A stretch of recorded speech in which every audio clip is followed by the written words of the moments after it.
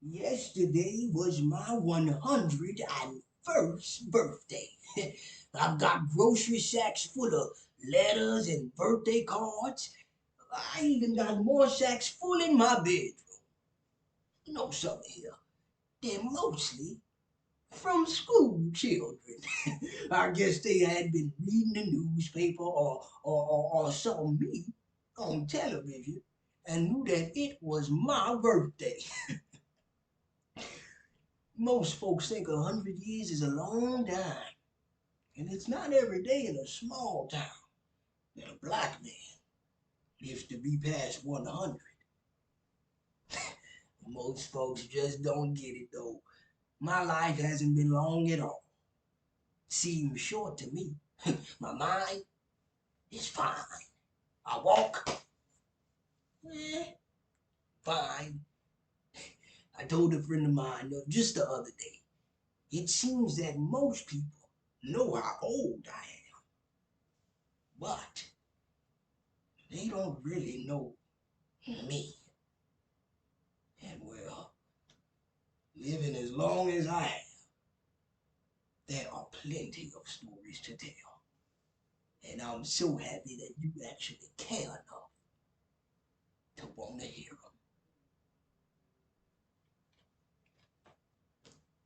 The Washington Post of July 7th, 2001 recounts the extraordinary life of George Dawson.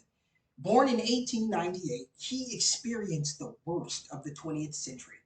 From Jim Crow to George Bush, he had no formal education, but at 98 years old set out to fulfill a lifelong dream of his, learning to read and write. His efforts produced this book in 2001, roughly a year before I was born, meaning his dream of gifting this story to future generations is thriving, but also threatened. Because as Fox 4 reports on August 24th, 2022, his work has become umbrellaed in conservative efforts to whitewash our past with book bans. In an infuriating twist, a middle school in Texas, named after George Dawson, deemed his book, his life's story, inappropriate. This performance is my way of fighting back. Life is So Good by George Dawson. You see, I was born in 1898. That's right. The oldest of five children. Now, we owned almost nothing, but we always had each other, and nobody ever told us we were poor. Back then, I don't ever recall feeling lonely. Ever since I remember, I'd wake up on cold mornings when the fire had burned all the way down, and I'd wake up under a blanket with some brothers and sisters next to me. And we always, and I mean always, listened to my father. He was the smartest and hardest working man I knew. And he used to make this homemade ribbon syrup. Ooh, wait, so good he could sell it at the local market. Boy, did I love going to work with my daddy. Since the age of 4, I can remember always going to work with him. Boy, did I love it. And he'd look at me and say, son, life is good. And I believe it's getting better for us black folk here. Better. I don't think my father would have believed it to be so if he would have known what would happen that very next day. You see, I was going to buy myself a piece of peppermint candy because peppermint was my favorite at the time.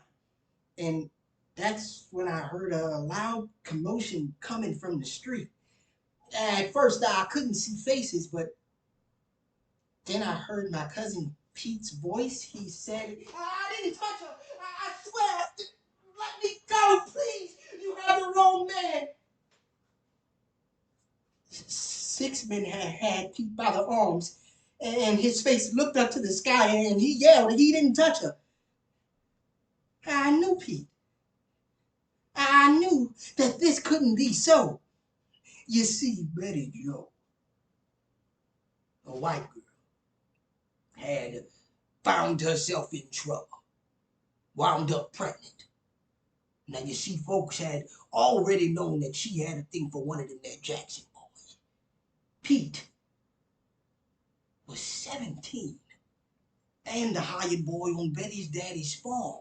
I mean, chopping cane, picking cotton, chores like that.